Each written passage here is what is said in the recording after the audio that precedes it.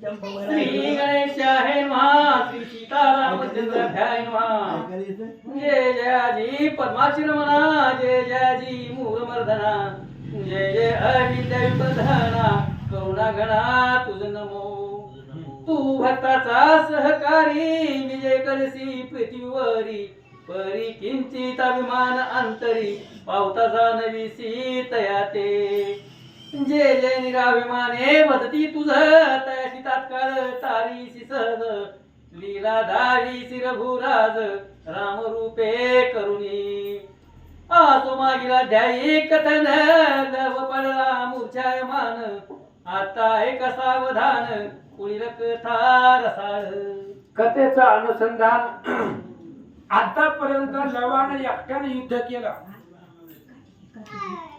आणि 54व्या अध्यायामध्ये घोडा पकडलेला होता लवानं 63 वाद्य चालू आहे 9 वाद्य झाले एकट्या लवाचा पराक्रम आहे त्यामध्ये सीतेचे चरित्र निघालं 3-4 अध्याय आणि मग घोडा पकडल्याबरोबर शत्रुघ्न मागून गेला लवणासुराला मारलेला बाण सोडला आणि हृदयावर लागून मूर्छित पडला त्यावेळेस लवासोबत जी ऋषींची मुलं आलेली होती ती कशाला आलेली होते वाल्मिक ऋषींनी सांगितलं होतं समिधा घेऊन या पूजेसाठी म्हणून ऋषींची कुमार आणि लव आलेला होता घोडा पकडला त्यावेळेस लवाला पोरं सांगत होती घोडा सोडून द्या पण लवाने सांगितलं तुम्हाला जायचं असलं आश्रमाला जावा मग ती तिथंच लपून बसली होती लव काय काय करतोय बघायला आणि ज्या वेळेस लव मूर्छित पडला त्या शत्रुघ्नाने त्याला जमिनीवर रथावर पाडलं आणि रथावर बांधून घेऊन चालला त्यावेळेस ही मुलं जी सोबतीची होती ती घाबरली आणि पुन्हा महागारी पळत पळत आश्रमात आली शेष म्हणे वासायला लव पडला रेणांगणा जय मिळाला शत्रुघ्ना म्हणून वीर आनंदले आणि मग इकडं शत्रुघ्नाला जय मिळालेला होता लव रणांगणामध्ये पडला गेला म्हणून सर्वांना आनंद वाटला किरीट कुंडली अलंकृत ऐशाला वासी घालून रथात चालिले वाद्य वाजवीत आनंदे सीतेधवा मग नाना प्रकारचे वाद्य आहेत किरीट कुंडल शोभिवंत वीर आहेत आनंद उत्सव साजरा करीत निघाले संगे ऋषी आज्ञेसी समित सामग्री अनावयासी ऋषी पुत्र गेले होते वनासी तयारी सकळ अवलोकिले वाल्मिक ऋषींनी लवासोबत 4-5 असणारे ऋषींची मुलं सोबतीला देऊन वनामध्ये समिधा आणण्यासाठी पाठवलेलं होतं आणि ही जी काही लवा सोबतीची ऋषींची मुलं होती त्यांनी बघितलं शत्रुघ्न आणि बाकीचं सैन्य लवाला घेऊन चाललेलं ते पळत पळत म्हातारे आश्रमाकडे आले आणि सीतेची भेट घेतली सकल वीर ऐसे पाहून सत्वर आश्रमी धावून ऋषिकुमार येते सीते जवळी पै आणि त्या मुलांनी पाहिले की लवाला बांधून रथावरती बसवून घेऊन चालले ती त्यावेळेस ऋषींची मुलं पळत पळत सीतेपाशी आली आणि सीतेला काय म्हणतात म्हणती माते तुझा सूत आम्हा संगे आला वनात ते एक अश्वप्रत धैर्य देणे बलात्कारे आणि ऋषींची मुलं सीतेला सांगू लागली आई साहेब वाल्मिक ऋषींच्या आज्ञेवरनं आम्ही समिधा आणायला वनात गेलो होतो आमच्या सोबत तुमचा लवई होता पण त्या वनामध्ये कुठला तरी घोडा आला आणि घोड्यावर जे लिहिलेलं होतं ते त्यानं वाचलं तयाच्या मस्तकीचे पत्र काढून वाची तुझा पुत्र यज्ञाकार्याने अश्ववर कवने राये सोडिलासे आणि मग आम्ही सगळे वनामध्ये गेल्यावर तिथे एक घोडा आला त्या घोड्यावरती मस्तकावर पत्रिका लिहिलेली होती लव त्या घोड्यापाशी गेला त्या मस्तकावर जी पत्रिका होती ती पत्रिका त्यानं वाचली तयासे बांधिले कर्दळीवरी आम्ही वारिता न मानी निर्भीड आम्हाला गुणी म्हणून आम्ही दुरावलो आणि त्यानं ती घोडा कर्दळी वनाला बांधला त्या घोड्यावर काय लिहिलं होतं त्याचं त्याला माहिती त्यानं वाचलं आणि ती कर्दळी वनाला बांधला एका झाडाला कर्दळी वनातील एका झाडाला आम्ही सांगितलं बाबा कोणाचा घोडा आहे कशाला आपल्याला काय करायचंय समिधा घेऊन चल पण त्यानं आमचं ऐकलं नाही आणि घोडा बांधला युद्धाला उभा राहिला आम्ही मग लपून बसून बघितलं रक्षक दूत सोडू पाहती हया प्रत तयाचे भाव तोडून समजत पडविले तव पुत्रा 54व्या अध्यायामध्ये आपण ऐकलेली कथा होती. त्या लवानं घोडा त्या कर्दळी वनात झाडाला बांधला आणि ती रक्षक आलेली होती घोड्याची पाठी मागून. लवाने सांगितलं हिम्मत असेल तर सोडून घेऊन जावा म्हणून ती सोडायला चालली. लवानं बाण सोडला, हात कापून टाकले. मारुती सकळ सेनेसी वीर आले युद्धासी लवे जिंकून तयासी भूमीवरी पाडिले. आणि पाठीमागून अफाट सैन्य आलं. लवानं सगळ्यांना जिंकलं, जमिनीवर पाडलं. मग तयाचा राजा येऊन युद्ध करीत दारुण तोही पडला मूर्छायमान लवे जय मिळविला. आणि पुन्हा त्या सगळ्यांचा राजा राजा युद्धाला आला आणि त्या राजाला सुद्धा तुमच्या लवानं मूर्छित पाडलं आणि लवाला विजय मिळाला. परी मूर्छित राजा उठोनी लवाशी तुंबळ युद्ध करोनी पाडिता झाला रंगणी मूर्छायमान तत्काळ. पण ती लवानं मूर्छित पाडलेला त्या सैन्याचा राजा पुन्हा सावध झाला आणि सावध झाल्याबरोबर लवा बरोबर युद्ध केलं आणि लवाला मूर्छित पाडलं. आता घालून रथावरी नेत असती आपुल्या घरी तुझ का वयसत वरी आम्ही राहून आलो पै. आणि सीतामाई ते आता लवाला बांधलंय त्यांनी रथावरती. आता रथावरती घालून ते त्यांच्या गावाला घरला घेऊन जातील म्हणून तुम्हाला सांगायला आम्ही इथं आलो. ऐकून ऋषी पुत्राचे वचन सीता शोक करी दारुण मने भाळे कासाया लागून अश्वधरीला तयाचा. अशा प्रकारचं त्या ऋषी कुमारांचं बोलणं ऐकलं. सीतेला दुःख वाटलं. सीता रडू लागल्या आणि मनातल्या मनात बोलू लागल्या काय गरज होती पुण्या राजाचा घोडा कशाला विनाकारण पकडला म्हणून रडू लागल्या. रावण राजा अधर्मी रथ पाडिले बालक प्रत दयाने आले किंचित कैसा निर्दय न कळे तो. सीता रडू लागले आणि सीता बोलू लागले कोणता राजा आहे तो अधर्मी. त्या राजाला कळत नाही का स्त्रीवरती बाळावरती निशस्त्रावरती बाण सोडू नये. मग ती बाळ होत 10-12 वर्षाचं मग त्याच्यावरती बाण सोडायची सोडलीच कस काय त्याला. असा अधर्मी राजा कोण होता. सीता बोलता बाळाला वामद टाकुनी कैसा गेला शरणगणी दुःख पीडा मद लागुनी अद्याप वरी सोडिना. सीता दुःख करू लागल्या रडू लागल्या बाळा लवा अरे मला सोडून कसं काय गेला. आजपर्यंत मी जन्मल्यापासून माझ्या पाठीमाग दुःखच आहे आणि आज कुठेतरी त्या ठिकाणी 2 मुलं झाली याचा आनंद होता. आज त्यातलाही एक मुलगा हरवला याचं दुःख वाटू लागलं. सुकुमार कैसा सोशील तीक्ष्ण सर काय कराव्या तसतवर कोण तयासी सोडविल.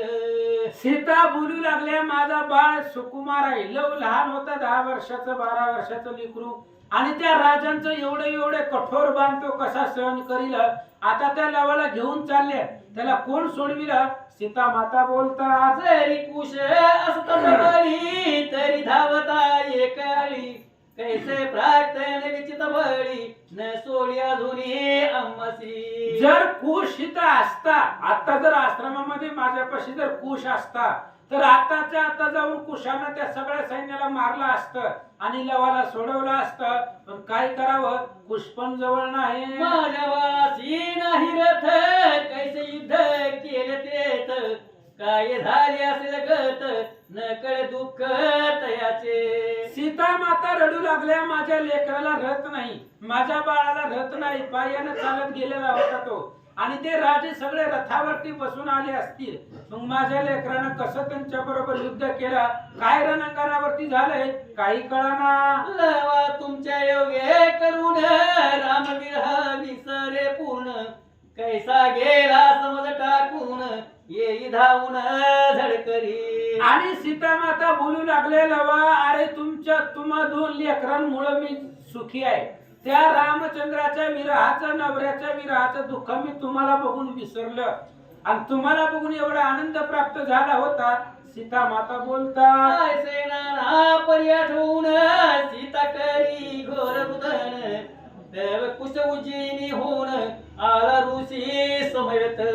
आणि अशा प्रकारे सीता खूप दुःख करत होती रडत होती आणि कुश उज्जैनाला तीर्थाला गेलेला होता अरे अनेक ऋषींचा मेळा घेऊन तो गेलेला होता आणि उज्जयिनीचं तीर्थ करून कुश माघारी आला. मागवते चतुर्दशी दिन शिवरात्र म्हणती जे लागून महाकाळेश्वराचे दर्शन कारण गेला होता तो कुश. आणि मग कुश कुठं गेला होता तर माघवद्य चतुर्थीशी म्हणजे शिवरात्रीच्या दिवशी महाकाळेश्वराचं महादेवाचं दर्शन घेण्यासाठी उज्जैनीला कुश गेलेला होता असं सांगतात. करुणी आलिकार्चन ब्राह्मणाच्या शिर वचन घेऊन ऋषी सह परतोन सीतेजवळी पातला. मग तिथं उज्जैनीला गेला, महादेवाचं दर्शन घेतलं, सगळ्या ऋषी मुनीचं दर्शन घेतलं आणि पुन्हा ऋषी समवेत माघारी आश्रमात आला. तव माता असे दुःखित पाहुणी झाला विस्मय चित्त दक्षिण भाऊ स्फुरण पावत युद्ध चिन्ह होत असे. आणि आश्रमामध्ये आल्याबरोबर कुशानं पाहिलं तर आई रडू लागलेले, मोठमोठ्यानं आक्रोश करू लागलेले. दक्षिण भाऊला स्फुरण येतंय, महाभयंकर युद्ध होईल असं त्याला वाटू लागलं. तैसे चितयाचे अंतकरण युद्ध लागी इच्छ पूर्ण आयसे होऊ लागेल शकून उषा लागी तत्काळ. आणि कुश आश्रमाला येत असताना भाऊ हाताला उजव्या हाताला स्फुरण आलेलं होतं आणि त्याच्या मनाला वाटत होतं की युद्ध करावं अशा प्रकारची इच्छा धरून कुश येत होता. मग म्हणे माते लागून दुःख करीसी काय कारण मज सारे का पुत्र सोन तेव्हा अश्रुपात का होती. मग कुशाने विचारलं आल्या आल्या सीतेला, आईला म्हणले आई रडायला काय झालं? अरे माझ्यासारखा मुलगा तुला असताना तुझ्या डोळ्यामध्ये आज पाणी आहे, का रडायला लागली? काय दुःख आहे सांग. आली मम बंधू लव वीर कोठे असे सांग सत्वर खेळा भया गेला दूर किंवा काय मज सांगे. आणि कुशानं आल्या आल्या सीतेला आईला विचारलं आई लव कुठं आहे? मी आल्याबरोबर रोज माझ्या समोर येत असतो, मग आज कुठं आहे? खेळायला गेला का कुठल्या कामाला पाठवलं? लव कुठं गेला सांग. अज्ञानपणे मज शोधावया गेला असे की कवने ठाया मज लागी भेटावया आला नसे की निमित्त. कुशाने सीतेला विचारलं आई लव माझ्या पुढे आला नाही, मला भेटायला आला नाही किंवा मी तीर्थाला गेलो म्हणून मला शोधण्यासाठी तो कुठं गेलाय का काय? कुठं गेला सांग. आयशा कोणी सीता सुंदरी हंबरडा फोडून शोक करी म्हणे बाळा अंबावरी संकट आज ओढवले. आणि आल्या आल्या कुशानं लवाची चौकशी केल्याबरोबर सीतेला खूप दुःख झालं. सीतेनं मोठ्यानं हंबरडा फोडून सांगितलं कुशा आज प्राणांत वेळ माझ्यावर आली. तुझा बंधू वना लागून गेला ऋषी यज्ञ करून संगे ऋषी वाळे असून समिधा पाहे काननी. आणि सीता आईने सांगितलं कुशा तुझा असणारा भाऊ लव ऋषींच्या आज्ञेवरनं वनामध्ये समिधा आणण्यासाठी गेला होता. तिथं गेल्यावर काय झालं? तव कवण्या रायाचा रहावर देखोनिया परम सुंदर धरिता मस्तकी देखील पत्र देवाची ले बालके. आणि कुशा लव वनामध्ये गेलेला होता. तिथं गेल्यावर कुठल्या तरी राजाचा घोडा तिथं आला. आल्याबरोबर सुंदर अशा प्रकारचा घोडा होता. लवानं बघितला, त्याच्या मस्तकावर काय लिहिलं होतं ती लवानं वाचलं आणि घोडा पकडला. यज्ञ करणे त्या हया सोडले पृथ्वी जिंकावया मागून रक्षण करावया वीर असती अपार. आणि कुशा यज्ञ करण्यासाठी त्या कुठल्या राजानं घोडा पृथ्वी प्रदक्षिणाला सोडलेला होता आणि लवानं घोडा पकडल्याबरोबर त्या घोड्याचे जी काही राखणदार होतं सैन्य ती पाठीमागून आलं. जो कोणी धरील येते तेने करावे युद्धाते ना तरी शरण रक्षकाते यावे ऐसे लिहिले. आणि त्या घोड्याच्या मस्तकावर लिहिलेलं होतं जो कोणी सामर्थ्यवान बलवान आहे त्यानं घोडा पकडावा, नाहीतर घोड्याचे जे रक्षणदार आहेत राखणदार आहेत त्यांना शरण यावं असं लिहिलेलं होतं. देवा तुम्ही लवासी क्रोध येऊन मानसी अश्वभांडील कर्दळीसी तव रक्षक पातले. आणि कुशा ते असणारी घोड्याच्या मस्तकावरची पत्रिका लवानं वाचली. लवाला राग आला, त्यानं घोडा पकडला, कर्दळी वनामध्ये झाडाला बांधला आणि तेवढ्या वेळामध्ये घोड्याचे राखणदार पाठीमागून आले. तयासी युद्ध करून जय पावला लवजान मग राजा युद्ध लागून तयासही पाडिले. मग त्यावेळेस जी काही राखणदार होते ते राखणदाराबरोबर विजय मिळवला लवानं. त्यांना मारलं. पाठीमागून अनेक सैन्य आलं. त्या सैन्याला सुद्धा लवानं मारलं. विजय मिळवला. हरिराये मूर्छा सावरून युद्ध केले अतिदारून शेवटी लवासी बिंधून पाडिले आता समरंगणी. उषा त्या आपल्या बाळानं लवानं एवढा पराक्रम केला. त्यांचा जो मुख्य राजा होता त्या राजाला सुद्धा मूर्छित पाडलं. पण काही वेळानं तो राजा सावध झाला आणि लवा बरोबर घनघोर युद्ध केलं आणि लवाला पकडलं, बांधून रथावर घातलं. घालून या रथावरी लवाशी देती आपुल्या घरी ऐसे मज सरुषी कुमारी येऊन आणि दिले. कुशा ते असणाऱ्या राजानं लवाला पकडलं, आपल्या रथावरती घातलंय आणि आता ती त्यांच्या गावाला घेऊन चाललेत लवाला, असं मला ऋषींच्या पोरांनी आता येऊन सांगितलं. आता काय करवी गती कोण सोडविल तया प्रती ऐसे वरून भूमी प्रती अंग टाकी सती ते. आणि मग सीता म्हणू लागले, आता माझ्या बाळाला त्या लवाला कोण सोडवणार, कोण जाणार त्या सैन्याबरोबर युद्ध करणार, त्याला कोण सोडवणार. म्हणून सीता माता जमिनीवर लोळू लागल्या. तव कुश म्हणे ओ माथे आता न करी शोकाते सोडून आणि लवाते ऐसे जाण निचे. आणि आई रडायला लागल्या बरोबर हंबरला फोडायला लागल्यावर कुशाने सांगितलं आईला, आई रडू नको म्हणले. आताच्या आता जातून जेवढे बी सैन्य आहे त्या सगळ्या सैन्याला मारतो आणि माझ्या भावाला लवाला सोडवून आणतो. मजसी करील युद्ध कंटन ऐसान देसे वीर कोण जरी का आला होन तरी पोडीन ममवाने. कुशानं सांगितलं आई माझ्याकडे किती ताकद आहे तुला माहिती आहे. काळ जरी माझ्या पुढे युद्धाला आला तरी त्या काळाला सुद्धा मी जिंकेल. मग ते असणाऱ्या सगळ्या सैन्याला मारतो आणि लवाला घेऊन येतो. जरी असेल वज्रधर किंवा उमा रमण शंकर तरी तयासी करून समर सोडवीन बंधुके. आई जरी तो असणाऱ्या त्या सैन्यामध्ये इंद्र जरी असेल किंवा महादेव असेल, ब्रह्मा असेल, शंकर असेल, विष्णू असेल, त्यांच्या बरोबर युद्ध करेल आणि माझ्या भावाला सोडवीन. आता कासया शोक कनिसी युद्ध धर्म क्षत्रियासी मूर्छा पावतरण भूमीसी कीर्ती होय त्रिभुवनी. आई का त्या कशासाठी रडते, का दुःख करते. लवानं पराक्रम केलेला आहे आणि शेवटी सगळ्यांनी मिळून त्याला मारलेला आहे. बाण सोडले, प्रखर बाण. त्यामुळे बाळ मूर्छित पडला. जरी पडला तरी ब्रह्मांडामध्ये कीर्तीच आहे. कुश सांगू लागला किरीट सत्वरी धनुष्य कुटीर खड्ग समग्री तोरे जाऊन या समरी सोडवी तो बांधवा. आई आताच आता त्या आश्रमातलं माझं कवच, कुंडल, किरीट, धनुष्यबाण, बाण, भाता सगळं घेऊन ये.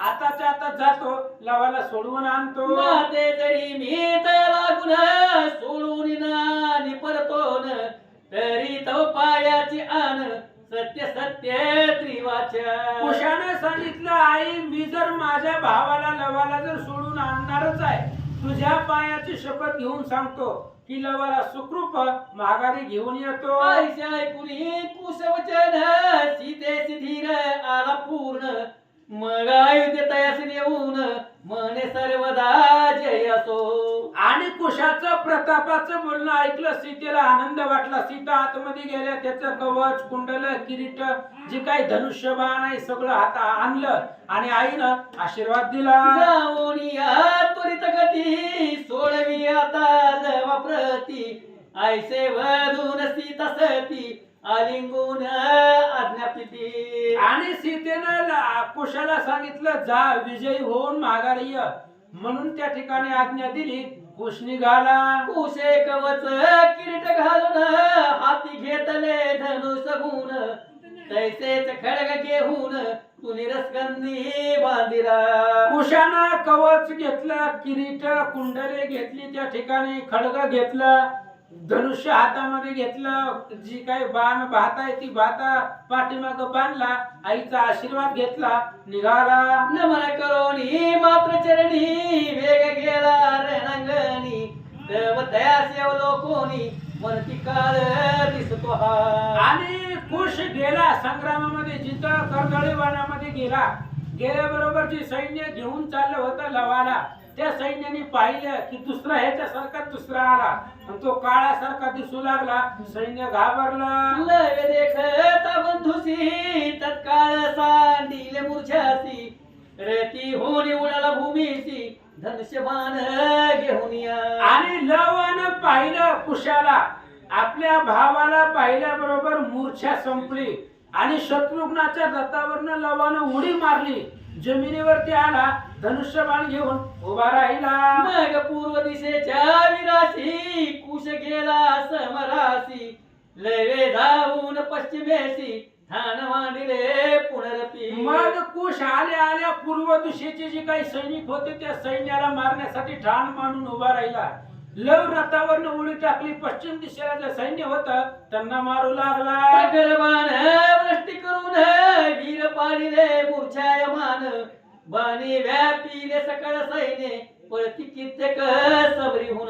प्रखर अशा प्रकारचे बाणाची वृष्टी करून अनेक वीर, असंख्य वीर लव आणि कुशानं पश्चिमेकडचे आणि पूर्वेकडचे मूर्छित पाडले.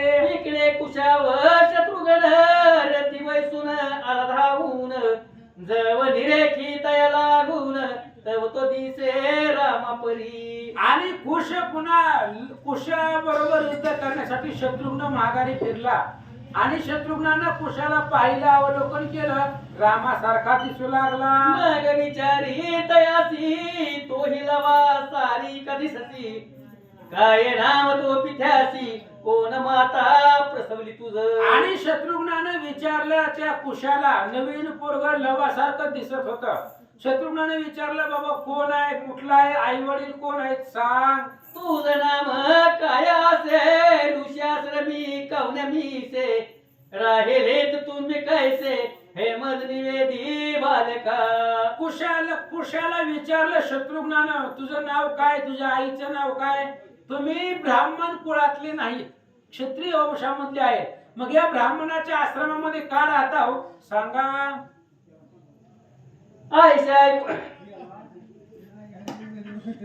ऐकून शत्रुघ्नाची वाणी कुश बोले गंभीर वचनी नामे पुससी मज लागूनी तेरी ऐके पै आता. आणि शत्रुघ्नाचं बोलणं ऐकलं. कुशानं उत्तर द्यायला सुरुवात केली. तुला आमची नावं ऐकायचे तर आमची नावं सविस्तर सांगतो, लक्षपूर्वक ऐक. मज लागी कुश म्हणे ती तुझे असी लव बोली ती सीता पतिव्रताम प्रती प्रसवली वाल्मिक आश्रमी. कुशानं सांगितलं, माझं नाव कुश आहे, दुसरा माझा भाऊ त्याचं नाव लव आहे आणि सीता आमची मातोश्री वाल्मिक आश्रमामध्ये राहत असताना जन्म झाला असं सांगतात. ऋषी सेवा करून आम्ही राहो आनंद घन ऐकले की नामकरण आता सांगे मज लागी. आणि आता आमची नावं तुला सांगितली. वाल्मिक ऋषी आमचा गुरु आहे, त्यांनी आमची नावं ठेवलेली आहेत. आता मी काय बोलतोय लक्षपूर्वक ऐक. तू कोण कोठील वीर का सोडिला रहवर मदसी निवेदी सतवर पाडित तुझ रणंगणी. कुशाने बी विचारलं, तू कोण आहे बाबा, कुठल्या देशाचा राजा आहे, घोडा कशासाठी पृथ्वीवर सोडलाय, ही सगळी माहिती तुझी मला सांग. ऐसे ऐकून या वचन क्रोधावला वीर शत्रुघ्न धनुष्याचे चमत्कार करून तीक्ष्ण बाण सोडित. अशा प्रकारचं बोलणं ऐकल्याबरोबर लव कुशाला राग आला. धनुष्याला तीक्ष्ण अशा प्रकारचे बाण लावले गेले. हे तोडून कुशवीर हसून सोडी बाण प्रखर तव शत्रुघ्ने तयावर वृष्टी केली शराची. शत्रुघ्नाने सोडलेले बाण कुशाने तोडून टाकले. शत्रुघ्नाला राग आला. पावसाचे थेंब पडावे तसे बाणाचा वर्षाव शत्रुघ्न करू लागला. ही तैसेच केले उभयवीरी गगन अचदिले तया माझे शत्रुघ्न सोडिले अग्नी अस्त्र कुशावरी. कुशानेही तशाच प्रकारचे बाण सोडले. आकाशामध्ये बाणाचा मंडप केला. आकाशामध्ये बाणच बाण दिसू लागले. शत्रुघ्नानं पाहिलं, अग्नी अस्त्र सोडला. दयाच्या ज्वाला निघती कुशा लागी जाळू पाहती. तो पर्जन्यास्त्र सोडून शांती कुशी केली तत्काळ. आणि शत्रुघ्नानं अग्नी अस्त्र सोडलं. ते अग्नीच्या ज्वाळाच्या ज्वाळा भयंकर त्या ठिकाणी भडका होऊ लागला. कुशानं पर्जन्य अस्त्र सोडलं. अग्नी विझवला. शत्रुघ्नाचे सैन्यावरी वृष्टी होय जलधारी. सेना वाहे एक सरी पूर चालले जळाचे. आणि ते असणाऱ्या कुशानं पर्जन्य अस्त्र सोडलं. त्याच्यामुळं पाऊस अफाट पडू लागला. ते अग्नी विझवला आणि शत्रुघ्नाचं सैन्य पाण्यात वाहून चाललं. सकाळ भरली हुडहुडी एकही शब्द नय तोडी. सेना होऊन बापुडी चिंते माझी पडली. आणि मग सगळ्या असणाऱ्या वीरांना हुडहुडी थंडी वाटू लागली. पाण्यामध्ये वाहून चालले. एकाच्याही तोंडामधून शब्द बाहेर येत नव्हता. थंडीनं कडकडून सगळे वीर गेले. ते पाहुणी शत्रुघ्न सोडी पवन अस्त्राभिमंत्रोन. अद्भुत सुटला प्रभंजन उडू पाहे कुशाते. शत्रुघ्नानं पाहिलं आणि पाऊस थांबवण्यासाठी शत्रुघ्नानं वायू अस्त्र सोडलं. आणि त्या वायू अस्त्राच्या प्रभावानं कुशाला उडवण्याचा प्रयत्न करू लागला. तेने सोडून पर्वत वाई कोंडेला समस्त. खाली दडपून चूर्ण होत शत्रुघ्नाची सेना पै. आणि ते असणाऱ्या कुशानं वायू अस्त्र वारं थांबवण्यासाठी पर्वत अस्त्र सोडलं. आणि ती भयंकर पर्वत अस्त्राच्या दबावानं शत्रुघ्नाचं सैन्य त्या पर्वताखाली दबू लागलं. वज्रास्त्र सोडी शत्रुघ्न पर्वत टाकिले पीठ करून. तव नारायणास्त्र जपून उशे सोडिले तयावरी. आणि तेवढ्या वेळामध्ये शत्रुघ्नानं त्या पर्वताचं पीठ करण्यासाठी वज्रास्त्र सोडलं. आणि वज्रानं पर्वताला भुगा करून टाकलं. तेवढ्या वेळामध्ये लवकुशानं नारायणास्त्र भगवान श्री विष्णूचा मंत्र म्हणून शत्रुघ्नावर सोडला. परी त्या अस्त्र करून शत्रुघ्न पावला शीन. ऐसे पाहून सीतानंदन बोले तयासी उत्तर. आणि नारायणास्त्र कुशानं सोडल्याबरोबर भगवंताचं अस्त्र आहे ते भगवान श्री विष्णूचं. त्यामुळे शत्रुघ्न क्षीण झाला. त्याची ताकद संपली गेली. क्षीण झाल्याबरोबर कुशानं पाहिलं. कुश काय म्हणतो, तू अससी महावीर मी जाणिले साचार. तुझ सन भादे नारायणास्त्र धन्य धन्य वीर तू. आणि कुशाने सांगितलं तू महावीर आहे, सामर्थ्यवान आहे, मी पाहिलेला आहे. आणि धीरवीर असल्यामुळं तुला माझ्या नारायणास्त्राचा प्रभाव होणार नाही. परी तीन वाणी करून तुझ भूमी पाडी तो जाण. ना तरी ऐक प्रतिज्ञा वचन सत्य सत्य निवेदितो. कुशाने सांगितलंय नारायणास्त्राचा प्रभाव तुझ्यावर होणार नाही. पण 3 बाणाच्या आतमध्ये तुला मी मूर्छित पाडणार, जमिनीवरती पाडणार. आणि जर नाही पाडलं तर शपथ आहे. कोठ्यावधी जन्मांतरी मानव देही येऊन धरी.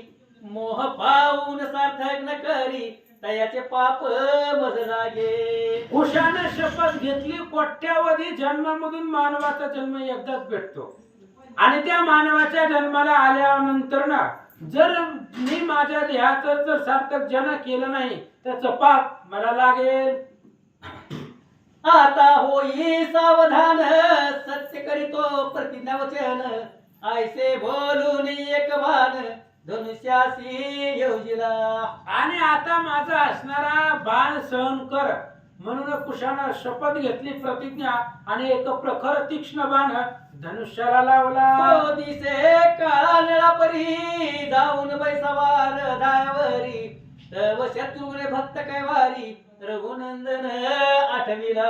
आणि लवानं तू असणारा तीव्र अशा प्रकारचा काळासारखा प्रखर बाण धनुष्याला लावला कुशानं आणि शत्रुघ्नावर सोडला. पण शत्रुघ्नाने पाहिलं बाण येत असताना आणि भक्त कैवारी श्रीरामाचं ध्यान हृदयामध्ये केलं. आणि सोडून प्रकर बाण तोडीला प्रतिज्ञा मार्गन. तो कुशे धनुष्य लागून दुजा बाण योजिला. शत्रुघ्नाने रामचंद्राचं स्मरण केलं, बाण सोडला.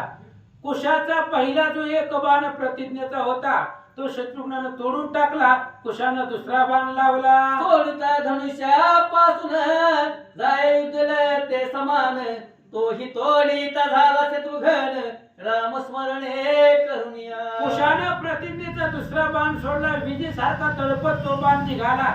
शत्रुघ्नानं राम नामाच्या बळावरती तोही बाण तोडून टाकला. मग कुशे मात्र चरण आठवून मानसी ध्यान, तिसरा सोडीला मार्गन हृदय लक्षुनी शत्रूचे. मग कुशानं प्रतिज्ञेचा तिसरा बाण काढला. आणि प्रतिज्ञाच होती की 3 बाणामध्ये शत्रुघ्नाला पाडणार, म्हणून तिसरा बाण घेतला. आणि त्या तिसऱ्या बाणावर सोडताना आपल्या आईच्या चरणाचं स्मरण केलं आणि आईचं चरण दर्शन हृदयामध्ये आठवलं आणि बाण सोडला. शत्रुघ्नाचं हृदय लक्षून बाण निघाला. चालता सावित्यावरी प्रकाश पडला सैन्यावरी, पाहून शत्रुघ्ने झड करी बाण धनुष्य जोडीला. आणि तो असणारा विजेसारखा लखलखाट करीत तो बाण शत्रुघ्नाच्या सैन्यावरनं जात असताना येत असताना शत्रुघ्नानं पाहिलं, धनुष्याला बाण लावला. न सुटला इतक्यात प्रतिज्ञा बाण हृदय भेदत, तेने मूर्छा येऊन काही सूत भूमीवरी पडला. आणि त्या कुशाच्या तिसऱ्या बाणाचं निवारण करण्यासाठी शत्रुघ्नानं बाण धनुष्याला लावला. पण शत्रुघ्नानं बाण सोडायच्या आतमध्ये कुशानं सोडलेला बाण आला, हृदयावरती लागला आणि शत्रुघ्न मूर्छित पडला. सैन्या माझी आहाकार वरतून पळती सकळ वीर, म्हणती आजी बरवा विचार न दिसे येथे आम्हासी. मग सगळे असणारे वीर विचार करू लागले. मुख्य राजा असणारा शत्रुघ्न, तो शत्रुघ्न मूर्छित पडला म्हणून दुःख करू लागले. ऐसे कथानक वर्तले शेषे वात्सायन निवेदिले, तेची प्राकृत भाषा लिहिले संती आदरावे भावार्थे. अशा प्रकारचं कथन पाताळाच्या ठिकाणी शेष महाराजांनी वात्सायन ब्राह्मणाला सांगितलं. तेच प्राकृत भाषेमध्ये दत्तदास तुमच्या आमच्या पुढे मांडतात. रामाश्वमेध परम पावन भक्ती धरुनी केली श्रवण, सकळ पाप निरसून नर तरेल भवर्णवी. आणि राम अश्वमेध ग्रंथ परम पावन आहे. भक्ती भावपूर्वक जर ग्रंथ ऐकला तर श्रोत्या वक्त्या सांगण्या वाचणाऱ्याचं सगळं पाप संपलं जातं असं फलश्रुती आहे. पुढे अध्यायी सुरथ वीर येईल युद्ध प्रत, तैसेच सुग्रीव हनुमंत करीत युद्ध कुशासी. आता पुढच्या अध्यायामध्ये ह्या अध्यायात कुशानं शत्रुघ्नाला पाडलं. आता बाकीचे सुरत राजा आहे, वीरमणी राजा आहे, अनेक प्रकारचे राजा आहे. त्यामध्ये सुग्रीव राजा आहे, अंगद आहे, हनुमान आहे. हे सगळे येतील आणि कुशाबरोबर युद्ध करते. तरी श्रवणी धरून गोडी वीर रस घाली ती उडी, तयाची तुटेल बहव बेडी दत्तदास वदत असे. म्हणून ह्या ग्रंथाची आतुरतेनं श्रवणाची आवडी धरून जो कथा ऐकेल त्याला त्या ठिकाणी आता वीररसाचा प्रसंग चालू आहे. सुंदर कथा आहे, ऐका. इथे श्री पद्म पुराण पाताल खंडे शेषवास्यायन संवादे रामाश्वमेध शत्रुघ्न मूर्छा नाम त्रिशतमध्याय पुंडरीक श्री ज्ञानदेव तुकाराम पंढरीनाथ भगवान की जय.